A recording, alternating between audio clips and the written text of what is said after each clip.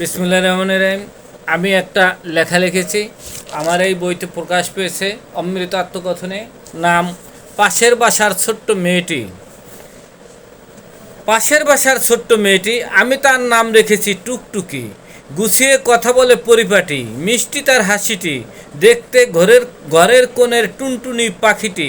বয়স অনুমান বছর 4টি, পড়াশোনায় স্বচ্ছ হাঁটাহাঁটি। যদিও পাশাপাশি বাসাটি, কিন্তু নেই মাখামাখি। জানালার ফাঁকে হয় দেখা দেখি, তবু আমার বড্ড আদরের শিশুটি। আমি তার কথা শুনি দিয়ে আমার হৃদয়টি।